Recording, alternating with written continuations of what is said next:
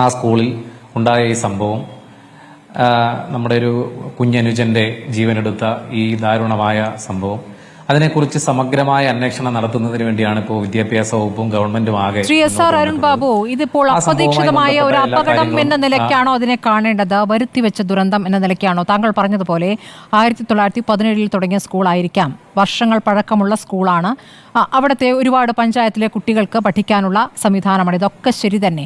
പക്ഷേ കാലാകാലങ്ങളിൽ നിയമമുണ്ട്, ഓരോ സമയത്തും സ്കൂളിലെ ഫിറ്റ്നസ് അടക്കമുള്ള കാര്യങ്ങളിൽ പരിശോധന വേണം, സ്കൂൾ തുറക്കുന്നതിന് മുമ്പ് വേണ്ട കൃത്യമായ പരിശോധനകൾക്കുള്ള സർക്കുലറുണ്ട്. ആ സർക്കുലർ അനുസരിച്ച് പ്രവർത്തിച്ചിരുന്നുവെങ്കിൽ ഇങ്ങനെ അപകടപ്പെടുത്തുന്ന വിധത്തിൽ ഒരു വൈദ്യുതി ലൈൻ അങ്ങനെ പൊട്ടി വീണ് കിടക്കുമായിരുന്നു. അതിന് താഴെ ഉണ്ടാക്കിയ നിർമ്മാണവും അനധികൃതമായിട്ടാണ് എന്നുള്ള വിവരങ്ങളാണല്ലോ ഇപ്പോൾ പുറത്തു വരുന്നത്. അപ്പോൾ ഒരു അപകടത്തിൽ മരിച്ചൊരു ജീവനെക്കുറിച്ചല്ല നമ്മൾ സംസാരിക്കുന്നത്, കൊന്ന ഒരു ജീവനെക്കുറിച്ചാണ്. ഇത് വല്ലാത്ത അനാസ്ഥയാണ്. സ്കൂളിന്റെ അനാസ്ഥയുണ്ട്, KSEBയുടെ അനാസ്ഥയുണ്ട്. ഇതൊക്കെ തന്നെയും റിപ്പോർട്ടുകൾ കിട്ടിയാലേ മനസ്സിലാവൂ എന്നാണോ എനിക്ക്?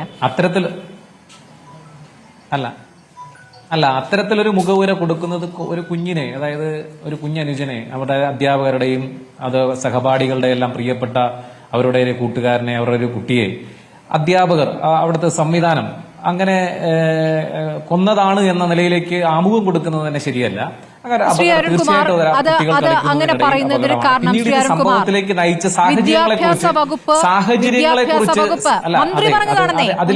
അതിലേക്ക് എത്തിയ സാഹചര്യങ്ങളെ കുറിച്ച് അന്വേഷിക്കുമെന്നാണ് ഗവൺമെന്റ് പറഞ്ഞത്. അതെ, അന്വേഷിക്കുമെന്ന് പറഞ്ഞ ഒരു ജീവൻ പോയി കഴിഞ്ഞിട്ടുള്ള അന്വേഷണം അതിന്റെ നടപടിക്രമങ്ങളാണ്. അതിലേക്ക് നയിച്ച കാര്യങ്ങൾ മിണ്ടാനേ പാടില്ല എന്ന് അങ്ങ് എങ്ങനെയാണ് പറയുക? മന്ത്രി തന്നെ പറയുകയാണ്, പ്രിൻസിപ്പൽ എന്ത് ചെയ്യുകയായിരുന്നു, അവിടുത്തെ ഹെഡ് മിസ്ട്രസ് എന്ത് ചെയ്യുകയായിരുന്നു. ഒരു മിനിറ്റ്, ചോദ്യം പൂർത്തിയാക്കട്ടെ.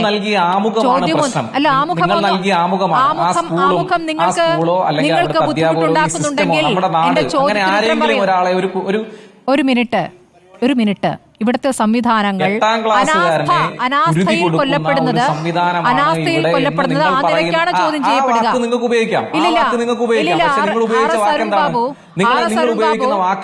അരുൺ ബാബു, സംവിധാനങ്ങൾ കൃത്യമായി പ്രവർത്തിക്കുന്നില്ലെങ്കിൽ ഒരു പാവപ്പെട്ട വീട്ടിലെ കുട്ടി മരിച്ചോട്ടെ എന്ന രൂപത്തിലേക്ക്, പാവപ്പെട്ട കുട്ടികളാണല്ലോ അവിടെ പഠിക്കാൻ വരുന്നത് അല്ലേ, ദരിദ്രരിൽ ദരിദ്രരായ കുട്ടികളാണ്. ഈ മിഥുന്റെ ജീവിത പശ്ചാത്തലം തന്നെ അങ്ങേക്ക് അറിയാവുന്നതാണല്ലോ. അമ്മ വീട്ടുജോലിക്കായി കുവൈത്തിലേക്ക് പോയി, ആ കുടുംബം ഇപ്പോൾ തുർക്കിയിലേക്ക് പോയതുകൊണ്ട് അവിടേക്ക് പോയിരിക്കുകയാണ്. അമ്മ മരണം അറിഞ്ഞത് ഈ വൈകുന്നേരം 6:15 ശേഷമാണ്. അതും അങ്ങേക്ക് അറിയാവുന്ന കാര്യമാണ്. അച്ഛൻ ഒരു മേസ്ത്രിയാണ്, എല്ലാ ദിവസവും ജോലിയില്ല. കുട്ടി എന്നും സ്കൂൾ ബസ്സിലാണ് പോവാറുള്ളത്. ഇന്ന് അച്ഛൻ ട്യൂഷന് സ്കൂട്ടറിൽ വിട്ടതാണ്. മകൻ 2 മക്കളെയും പഠിപ്പിക്കാൻ ആ അമ്മയും അച്ഛനും ബുദ്ധിമുട്ടുന്നതും ആ വീടിന്റെ സാഹചര്യം അങ്ങേക്ക് അറിയാവുന്നതാണ് അല്ലേ? ആ പശ്ചാത്തലം, അതേ പശ്ചാത്തലത്തിലുള്ള നിരവധി കുട്ടികൾ പഠിക്കുന്ന സ്കൂളാണ്. ആ സ്കൂളിന്റെ അകം ഞങ്ങൾ കണ്ടതാണെന്നേ.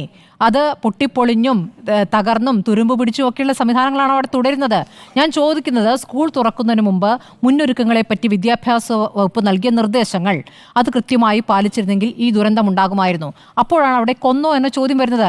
ആ മുന്നൊരുക്കങ്ങൾ എന്ന് പറയുന്നത് ഒരു ജീവനെടുക്കുന്ന വിഷയമാകുകയാണ്. മെയ് 13 പൊതുവിദ്യാഭ്യാസ ഡയറക്ടർ എല്ലാ പ്രധാനാധ്യാപകർക്കും പ്രിൻസിപ്പൽമാർക്ക് അടക്കം സർക്കുലർ നൽകിയിട്ടുള്ളതാണ്. അങ്ങനെ വരുമ്പോൾ അവിടെ ഫിറ്റ്നസ് സർട്ടിഫിക്കറ്റ് വേണം, ഇവിടെ അപകടകരമായ രീതിയിൽ വൈദ്യുതി ലൈനുകൾ ഒഴിവാക്കണമെന്ന കൃത്യമായ നിർദ്ദേശമുണ്ട്. ഇത് CPM മാനേജ്മെന്റ് അല്ലേ ഈ സ്കൂളിന്റെ? അപ്പോൾ നിങ്ങൾക്ക് പാർട്ടി എന്ന നിലയ്ക്കും അതിൽ ഉത്തരവാദിത്തമുണ്ട്. അങ്ങ് ആ ഉത്തരവാദിത്തത്തിൽ നിന്നുകൊണ്ട് മറുപടി നൽകണം. ഒന്ന് ഞാൻ വീണ്ടും പറയുന്നു, സിസ്റ്റം കൊന്നോ എന്നുള്ള നിങ്ങളുടെ ആമുഖമായ ചോദ്യം തന്നെ ശരിയല്ല. അവിടെ ഇത്തരത്തിൽ അപ്രതീക്ഷിതമായി ഉണ്ടാകുന്നതാണ് അപകടം. ആ നിലയിലേക്ക് അപകടമുണ്ടായി, അതുമായി ബന്ധപ്പെട്ട കാര്യങ്ങൾ വളരെ ഗൗരവമായി പരിശോധിക്കുമെന്ന് ഗവൺമെന്റ് തന്നെ പറഞ്ഞിട്ടുണ്ട്. ആ കാര്യങ്ങൾക്കകത്ത് നമ്മുടെ നാടിന്റെ ആകെ നിലപാട് ആ കുഞ്ഞിനോടും ആ കുഞ്ഞിന്റെ കുടുംബത്തോടൊപ്പം തന്നെയാണ്. ബാക്കി ഉണ്ടായിട്ടുള്ള ഏതെങ്കിലും ഒരു തെറ്റായ പ്രവണത ഉണ്ടെങ്കിൽ അതിനെ ഒന്നും സംരക്ഷിക്കുന്ന നിലപാടല്ല. പിന്നെ രണ്ടാമത് ചോദിച്ചൊരു ചോദ്യം, CPIMന്റെ മാനേജ്മെന്റ് അല്ലേ? CPIM കേരളത്തിൽ എവിടെയും സ്കൂളുകൾ നടത്തുന്നില്ല. CPIMന്റെ നേതൃത്വത്തിൽ ഇപ്പൊ ഇവിടെ നമുക്ക് സമീപ ദിവസങ്ങളിലുള്ള ചില വിവാദങ്ങളുമായി ബന്ധപ്പെട്ടെല്ലാം ഞങ്ങൾ RSS നിരവധി സ്കൂളുകൾ നടത്തുന്നുണ്ടെന്ന്, 10,000-കണക്കിന് സ്കൂളുകൾ നടത്തുന്നുണ്ടെന്നൊക്കെ ചില ആളുകൾ അത് വളരെ വലിയ നേട്ടമാണെന്നൊക്കെ പറയുന്ന ആളുകളുണ്ട്. പക്ഷേ കേരളത്തിൽ എവിടെയും CPIM സ്കൂൾ നടത്തുന്നില്ല. അവിടെ എന്താണ്? CPIMന്റെ നേതൃത്വത്തിലുള്ള സ്കൂളല്ല.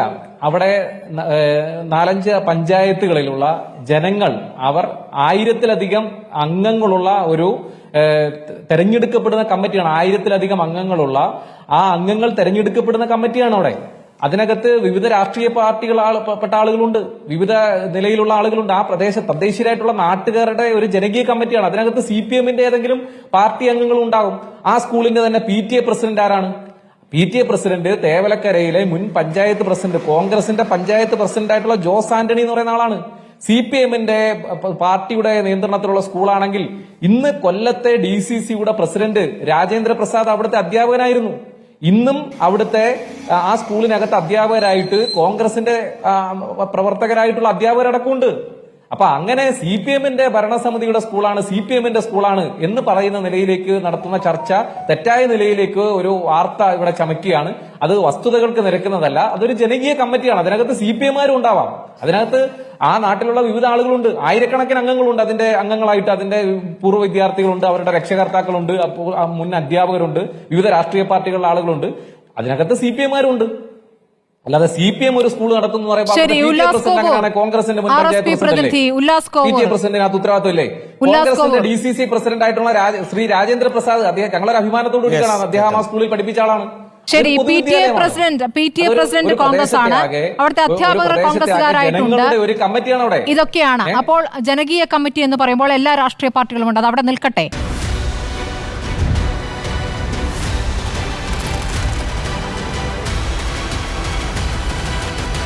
Debate with Smriti Parathikkad.